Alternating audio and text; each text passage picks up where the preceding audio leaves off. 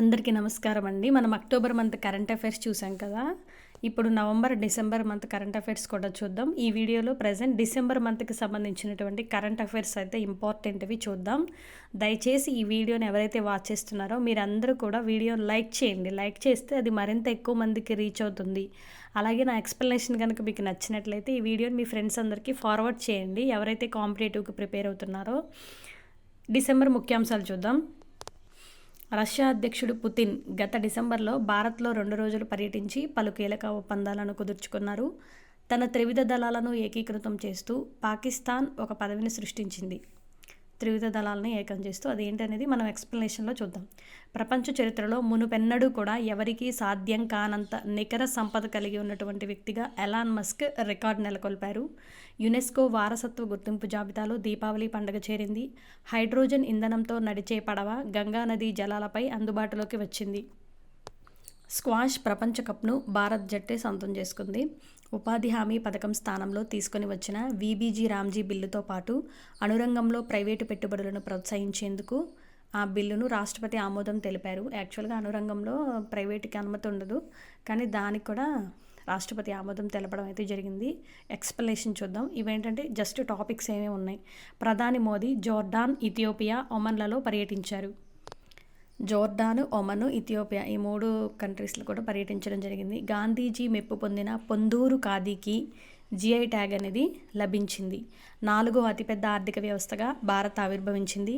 గడిచిన ఏడాది చివరి నెలలో చోటు చేసుకున్న ఇటువంటి అంశాలని ఖచ్చితంగా అభ్యర్థులు ఎవరైతే ప్రిపేర్ అవుతున్నారో వాళ్ళందరూ గుర్తుంచుకోవాలి. ఎక్స్ప్లనేషన్ చూద్దాం. ఇప్పుడు మనం ముఖ్యాంశాలు మనకి central board of indirect taxes and customs.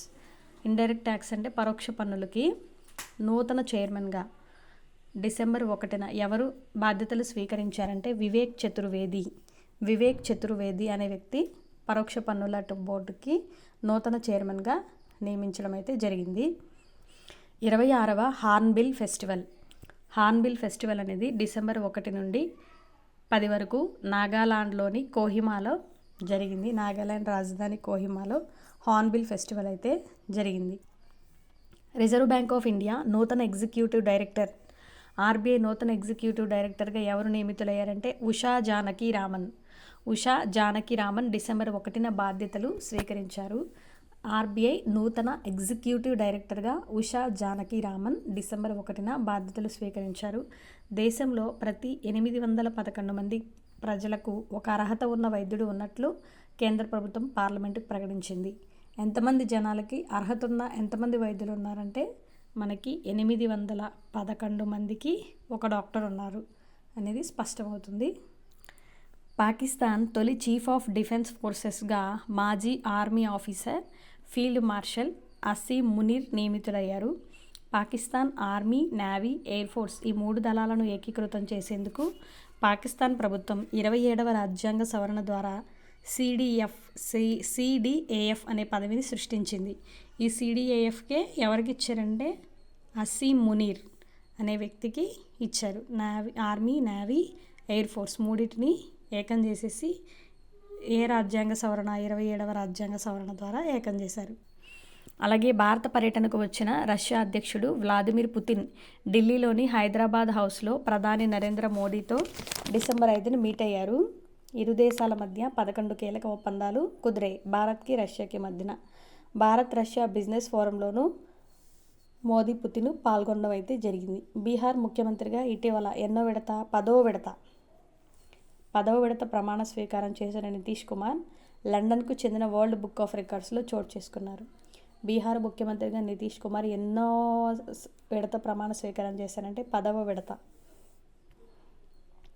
Next అగోచర సాంస్కృతిక వారసత్వం అంతర్ప్రభుత్వ కమిటీ 20వ సదస్సును డిసెంబర్ 7 నుంచి 13 వరకు ఢిల్లీలోని ఎర్రకోట సముదాయంలో నిర్వహించారు. యునెస్కోకు చెందిన కమిటీ సదస్సుకు భారత్ ఆతిథ్యం ఇవ్వడం ఇదే తొలిసారి.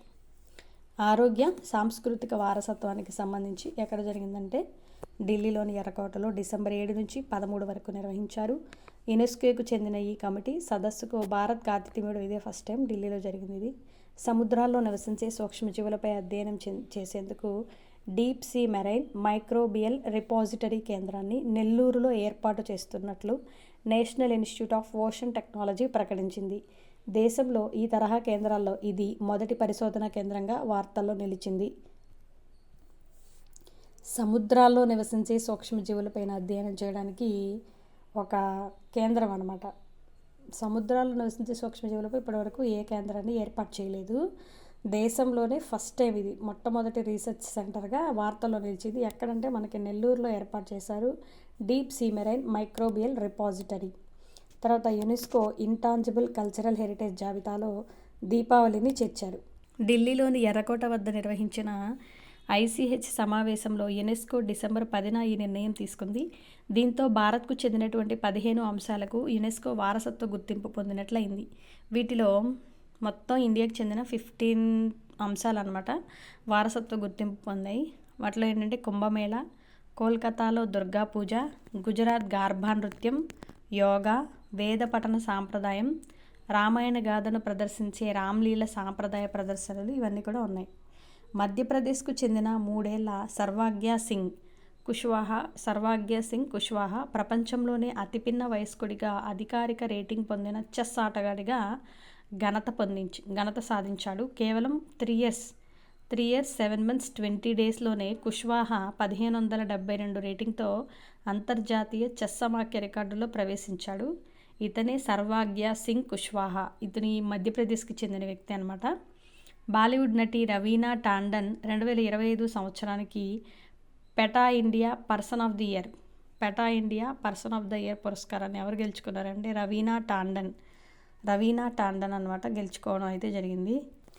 ప్రసిద్ధ హాలీవుడ్ నటుడు లియోనార్డో డికాప్రియోను Time magazine entertainer of the year అవార్డును ఏ హాలీవుడ్ నటుడు గెలుచుకున్నాడంటే లియోనార్డో డికాప్రియో అనే వ్యక్తి మనకి entertainer of the year Hollywood నటుడు గెలుచుకున్నాడు. బాలీవుడ్ నటి రవీనా టాండన్కి ఏమో PETA India person of the year award లభించింది. అది పెటా ఇండియా గుర్తుపెట్టుకోండి. ఇది ఎంటర్టైనర్ ఏమో ప్రియో. కేంద్ర మాజీ మంత్రి, మాజీ లోక్సభ స్పీకర్, కాంగ్రెస్ దిగ్గజ నేత శివరాజ్ పాటిల్ డిసెంబర్ 12న మహారాష్ట్రలోని లాతూర్లో మరణించారు. ఆయన లాతూర్ నుంచి 7 సార్లు లోక్సభకు ఎన్నికయ్యారు. మాజీ లోక్సభ స్పీకర్, కాంగ్రెస్లో దిగ్గజ నేత ఎవరంటే శివరాజ్ పాటిల్ అనే వ్యక్తి లాతూర్లో 7 సార్లు లోక్సభకు అంటే 7 times మనకి ఎంపీగా ఎన్నికయ్యారు. ఆయన మరణించారు అన్నమాట. లాతూర్లో మహారాష్ట్రలో ఉంది లాతూర్ అనే ప్లేస్. హైడ్రోజన్తో నడిచే తొలి స్వదేశీ పడవను, ఇది చాలా ఇంపార్టెంట్. హైడ్రోజన్తో నడిచే తొలి స్వదేశీ పడవను భారత్ డిసెంబర్ 11న గంగా నదీ జలాలపైన ఆవిష్కరించింది. దీంతో హైడ్రోజన్ శక్తితో పడవలు, ఓడలు నడుపుతున్న చైనా, నార్వే, నెదర్లాండ్స్, జపాన్ దేశాల సరసన భారత్ కూడా చేరింది. చైనా, నార్వే, నెదర్లాండ్స్, జపాన్ ఈ 4 దేశాల సరసన భారత్ కూడా చేరింది. హైడ్రోజన్తో నడిచే తొలి స్వదేశీ పడవను మనం గంగా నదీ జలాల మీద ఆవిష్కరించాం. జూనియర్ హాకీ ప్రపంచ కప్ 2025 విజేతగా జర్మనీ నిలిచింది. జూనియర్ హాకీ విజేత ఎవరు? జర్మనీ. ఫైనల్లో జర్మనీ షూట్అవుట్ 3-2తో స్పెయిన్పై నెగ్గింది. సో మనకి విజేత ఎవరంటే జూనియర్ హాకీ విజేత జర్మనీ అట్లా గుర్తుపెట్టుకోండి. జర్మనీ ఎవరి మీద గెలిచిందంటే స్పెయిన్ మీద నెగ్గింది 3-2తో. 3వ స్థానం కోసం జరిగిన పోరులో ఆతిథ్య భారత్ అర్జెంటీనాను ఓడించి కాంస్య పథకాన్ని కైవసం చేసుకుంది. సో మనకి first place junior Germany, second one Spain, third one India junior హాకీలో. వరల్డ్ కప్ 2025కు పర్సన్ ఆఫ్ ది ఇయర్గా ఆర్కిటెక్ట్ ఆఫ్ ఏఐ సృష్టికర్తలను ప్రముఖ అంతర్జాతీయ మ్యాగజైన్ టైం ప్రకటించింది. 2025ను ఏఐ ఏడాదిగా టైం అభివర్ణించింది. 2025ని మనం ఆర్కిటెక్ట్ ఆఫ్ ఏఐ సృష్టికర్తలు ఎవరైతే ఉన్నారో వాళ్ళనే 2025గా మనం అభివర్ణించాము. ద గోట్ ఇండియా టూర్లో భాగంగా డిసెంబర్ 13న ఫుట్బాల్ దిగ్గజ ఆటగాడు లియోనల్ మెస్సీ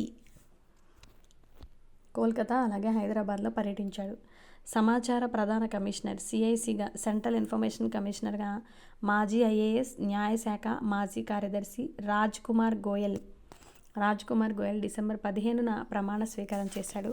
అనంతరం 8 మంది నూతన సమాచార కమిషనర్లతో గోయల్ ప్రమాణం చేయించారు. వీరిలో ఏపీకి చెందిన రేలంగి సుధారాణి అనే పర్సన్ ఇక్కడ మనకి ఉన్నారనమాట. చాలా ఇంపార్టెంట్. ఎవరైతే అప్కమింగ్ గ్రూప్ 2 ఎగ్జామ్ రాయబోతున్నారో సెంట్రల్ విజిలెన్స్ కమిషనర్ ప్రధాన కమిషనర్గా మాజీ ఐఏఎస్, న్యాయశాఖ మాజీ కార్యదర్శి Rajkumar Goyal, CVC commissioner, central vigilance కమిషనర్గా ఎవరు నియమితులయ్యారు అంటే రాజ్కుమార్ గోయల్ గారు నియమితులయ్యారు. డిసెంబర్ 15న ప్రమాణ స్వీకారం చేశారు. అనంతరం సమాచార కమిషనర్లు 8 మంది నూతన సమాచార కమిషనర్లతో రాజ్కుమార్ గోయల్ ప్రమాణ స్వీకారం చేయించారు. వీరిలో మన ఏపీకి చెందిన వ్యక్తి రేలంగి సుధారాణి కూడా ఉన్నారు. డిసెంబర్ 15న నరేంద్ర మోదీ జోర్డాన్ పర్యటనలో భాగంగా ఆ దేశపు రాజు అబ్దుల్లా టు ఇబిన్ ఆల్ హుసేన్తో భేటీ అయ్యారు. భారత్ జోర్డాన్ మధ్య దౌత్య సంబంధాలు మొదలై 75 ఏళ్ళు అవుతున్న తరుణంలో ఈ పర్యటన ప్రాధాన్యం సంతరించుకుంది. డిసెంబర్ 16న ప్రధాని మోదీ ఇథియోపియాలో పర్యటించారు. ఆ దేశ ప్రధానమంత్రి డాక్టర్ అబీ అహ్మద్ అలీతో సమావేశమయ్యారు. ఇథియోపియా అత్యున్నత పురస్కారం గ్రేట్ ఆనర్ నిషాన్ ఆఫ్ ఇథియోపియాతో మోదీని సత్కరించారు. ఇథియోపియా పర్యటించారు. అక్కడ అబీ అహ్మద్ అలీ ప్రధానమంత్రి, ఆయన మోదీని గ్రేట్ ఆనర్ నిషాన్ ఆఫ్ ఇథియోపియాతో సత్కరించడం జరిగింది. డిసెంబర్ 17, 18లో మోదీ ఒమన్ పర్యటించారు. స్వేచ్ఛా వాణిజ్య ఒప్పందంపై ఇరు దేశాలు సత్కరించుకున్నాయి. ఒమన్ చర్చించుకోవడం జరిగింది. ఒమన్ అత్యున్నత పురస్కారం ఆర్డర్ ఆఫ్ ఒమన్ కూడా ఆ దేశ సుల్తాన్ హైదమ్ బిన్ తారిక్ మోదీకి పర్యటించారు. జోర్డాను అలాగే ఒమన్లో పర్యటించారు. ఆ దేశ అత్యున్నత పురస్కారాలని ఆ దేశ ప్రధానులకు బహుకరించడం జరిగింది మోదీ గారికి. ప్రముఖ భారత శిల్పి, పద్మభూషణ్ అవార్డు గ్రహీత రామ్ వామ్జీ సుతార్ నోయిడాలో మరణించారు. ప్రపంచంలో అత్యంత ఎత్తైన విగ్రహం statue of unity Sardar Vallabhbhai Patel, parliament ముందు కూర్చొని ఉండే మహాత్మా గాంధీ, అలాగే ఛత్రపతి శివాజీ విగ్రహం లాంటి ఎన్నో ప్రసిద్ధ శిల్పాలను రామ్ వామ్జీ సుతార్ రూపొందించారు. ఆయన నోయిడాలో మరణించడం అయితే జరిగింది. పబ్లిక్ సర్వీస్ కమిషన్ చైర్పర్సన్ల 26వ జాతీయ సదస్సు హైదరాబాద్లోని రామోజీ ఫిల్మ్ సిటీలో డిసెంబర్ 19, 20లో నిర్వహించడం అనేది జరిగింది. Public service commission chairperson. Iraq మాజీ అధ్యక్షుడు బర్హం సలీహ్ను ఐక్యరాజ్య సమితి శరణార్థి సంస్థ తదుపరి అధిపతిగా ఐరాస జనరల్ అసెంబ్లీ ఆమోదించింది. 1970 తర్వాత పశ్చిమాసియాకు చెందిన వ్యక్తి మొదటిసారి ఈ పదవికి ఎంపికయ్యారు. శరణార్థి సంస్థకు అధిపతి ఎవరంటే బర్హం సలీహ్. ఇతను ఇరాక్కి సంబంధించిన మాజీ అధ్యక్షుడు. బర్హం సలీహ్ ఇరాక్కు చెందిన మాజీ అధ్యక్షుడు. ట్రాన్స్జెండర్స్ జాతీయ క్రీడలను ఛత్తీస్గఢ్ రాజధాని రాయ్పూర్లో నిర్వహించారు. ట్రాన్స్జెండర్స్ అంటారు కదా, వాళ్ళకు కూడా జాతీయ క్రీడలు నిర్వహించారు. ఎక్కడంటే ఛత్తీస్గఢ్ రాజధాని రాయ్పూర్లో నిర్వహించడం అనేది జరిగింది. ట్రాన్స్జెండర్ గేమ్స్ రాయ్పూర్లో జరిగిన ఛత్తీస్గఢ్ రాజధాని. ఆసియా పవర్ ఇండెక్స్ 2025లో భారత్ 40వ స్కోరుతో 3వ స్థానంలో మేజర్ పవర్గా నిలిచింది. 80 స్కోరుతో America super power, 73 China super పవర్గా వరుసగా తొలి 2 స్థానాల్లో నిలవగా, ఇండియా 40 స్కోర్తో థర్డ్ ప్లేస్లో ఉందన్నమాట ఆసియా పవర్ ఇండెక్స్లో. National Council of Applied Economic Research నూతన డైరెక్టర్గా సురేష్ గోయల్ నియమితులయ్యారు. సురేష్ గోయల్ అనమాట అప్లైడ్ ఎకనామిక్ రీసెర్చ్కి. ఈయన 2026 జనవరి 25 నుంచి పదవీ కాలం అమల్లోకి వస్తుంది. భారత మాజీ క్రికెటర్ శిఖర్ అనే తన ఆత్మకథను the one cricket my life and more న్యూఢిల్లీలో ఆవిష్కరించారు. శిఖర్ ధావన్ అనమాట తన యొక్క ఆత్మకథను the one cricket my life and more ఆవిష్కరించారు. హార్పర్ కాలిన్స్ ఇండియా సంస్థ ఈ బుక్ని ఆవిష్కరించింది. ఆంధ్రప్రదేశ్కు చెందిన సాంప్రదాయ పొందూరు ఖాదీ భారత ప్రభుత్వం నుంచి GI ట్యాగ్ పొందింది. స్వాతంత్ర పోరాట సమయంలో మహాత్మా గాంధీ స్వావలంబన స్వదేశీ చిహ్నంగా పొందూరు ఖాదీ ఉత్పత్తి వాడకాన్ని ప్రోత్సహించడం ద్వారా ఇది ప్రాముఖ్యతను సంతరించుకోవడం అనేది జరిగింది. SBI managing director Ashwini Kumar Tiwari పదవీ కాలాన్ని ప్రభుత్వం డిసెంబర్ 31 వరకు 2027 డిసెంబర్ 31 వరకు పొడిగించింది. భారత్ తన మొదటి అటవీ విశ్వవిద్యాలయాన్ని ఎక్కడ ఏర్పాటు చేశారంటే అటవీ విశ్వవిద్యాలయాన్ని ఉత్తరప్రదేశ్లోని గోరఖ్పూర్లో ఏర్పాటు చేయాలని నిర్ణయించారు. భారత్ అనమాట అటవీ శాఖ దానికి సంబంధించి ఎక్కడంటే ఉత్తరప్రదేశ్లోని గోరఖ్పూర్లో ఏర్పాటు చేయాలని నిర్ణయించారు. SBI మేనేజింగ్ డైరెక్టర్ ఎవరంటే అశ్విని కుమార్ తివారీ అనమాట. మొట్టమొదటి అటవీ విశ్వవిద్యాలయాన్ని ఎక్కడ ఏర్పాటు చేశారంటే మనకి ఉత్తరప్రదేశ్లోని గోరఖ్పూర్లో ఏర్పాటు చేయాలని నిర్ణయించారు. ఎస్బీఐ మేనేజింగ్ డైరెక్టర్ ఎవరంటే అశ్విని కుమారి అనమాట. ఈమెను 2 years పొడిగించడం అయితే జరిగింది. న్యూఢిల్లీలో జరిగిన 2వ WHO World Health Organization global summit on traditional మెడిసిన్లో ప్రధాని మోదీ భారత్లో అత్యంత సుప్రసిద్ధమైన ఔషధ మొక్కల్లో ఒకటైన అశ్వగంధపై స్మారక పోస్టల్ స్టాంపుని విడుదల చేయడం అయితే జరిగింది. భారత నౌకాదళానికి 40 ఏళ్ల పాటు సేవలందించిన INS సింధు ఘోష్ ఏదైతే ఉందో దానిని నేవీ నుంచి లాంఛనంగా ఉపసంహరించారు. ముంబైలో ఒక సింధు ఘోష్ అనమాట. 40 years మనకి సింధు ఘోష్ అయితే నేవీలో సేవలు అందించింది. దాన్ని ఉపసంహరించారు. ముంబైలో జరిగింది ఈ ఈవెంట్ అంతా కూడా. ఒక ఏడాదిలో $1 million నగదు బహుమతి గెలుచుకున్న తొలి బ్యాడ్మింటన్ ప్లేయర్గా దక్షిణ కొరియా క్రీడాకారిణి ఆన్ సేయంగ్ ఘనత సాధించింది. భారతదేశంలో ఒకప్పుడు రేడియో సిలోన్గా గుర్తింపు పొందిన శ్రీలంకలోని రేడియో సర్వీసు 100 సంవత్సరాలు పూర్తి చేసుకుంది. ఒకప్పుడంట రేడియో సిలోన్గా గుర్తింపు పొందిందంట శ్రీలంక.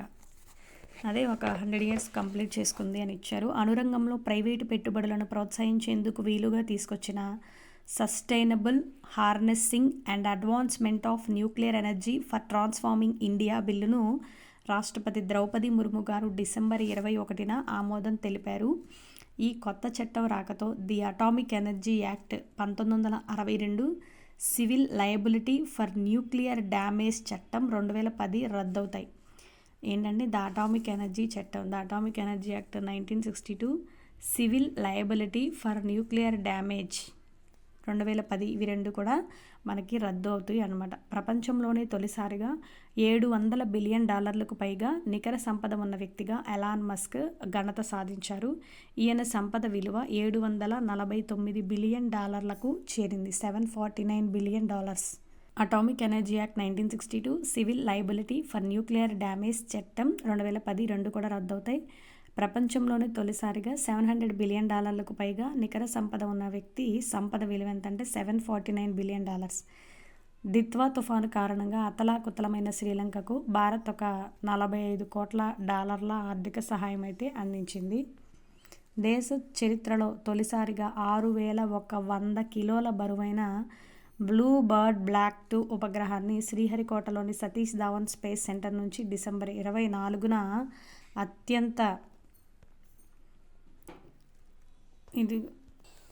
December 24న మనకి బ్లూ బర్డ్ బ్లాక్ 2 అనే ఉపగ్రహాన్ని శ్రీహరికోటలోని సతీష్ ధావన్ స్పేస్ సెంటర్ నుంచి ఆవిష్కరించారు. స్క్వాష్ ప్రపంచ కప్ 2025ను భారత జట్టు గెలుచుకుంది. చెన్నైలో December 14న జరిగినటువంటి ఫైనల్లో భారత్ 3-0తో హాంకాంగ్ పైన ఘన విజయం సాధించింది.